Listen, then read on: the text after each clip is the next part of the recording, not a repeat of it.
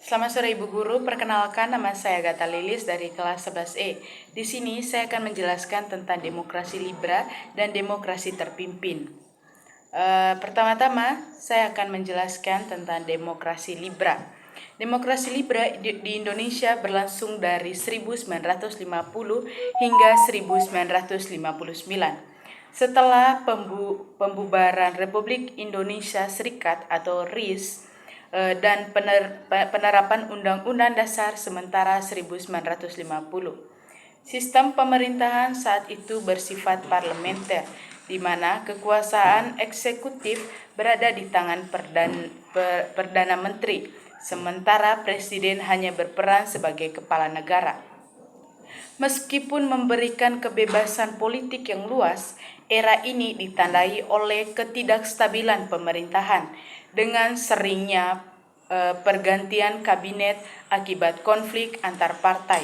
Pemilu 1955 menjadi pemilu pertama yang demokratis, tetapi tidak menghasilkan pemerintahan yang stabil karena tidak ada partai yang dominan. Selain itu, muncul berbagai gerakan separatis di berbagai daerah seperti Darul Islam dan Republik Maluku Selatan yang semakin memperumit situasinya. Akhirnya, pada 5 Juli 1959, Presiden Soekarno mengeluarkan dekret presiden yang mengakhiri demokrasi Libra dan menggantinya dengan demokrasi terpimpin. Periode ini menjadi pelajaran penting bagi Indonesia yang membangun sistem politik yang lebih stabil.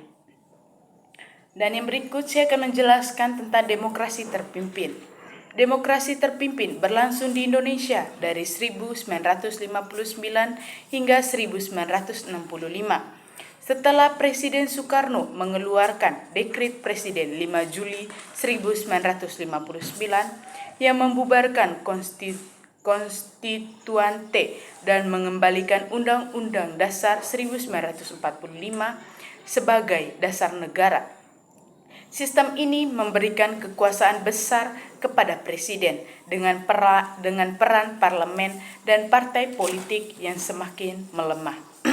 Era ini ditandai dengan sentralisasi kekuasaan, meningkatnya pengaruh Partai Komunis Indonesia atau kita bisa sebut PKI, serta kebiasaan nasakom, nasionalisme, agama, dan komunisme yang bertujuan menyatukan berbagai ideologi. Selain itu, Indonesia mengambil konfrontasi dengan Malaysia serta menarik diri dari Perserikatan Bangsa-Bangsa atau bisa disebut PBB sebagai bentuk perlawanan terhadap imperialisme demokrasi Indonesia.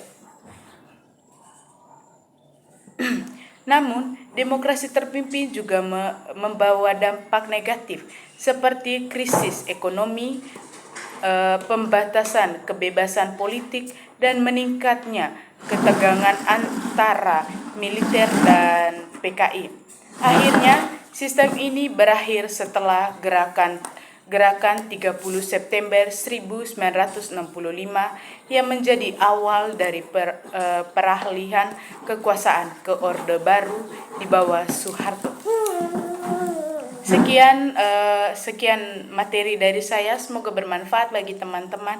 Sekian dan terima kasih.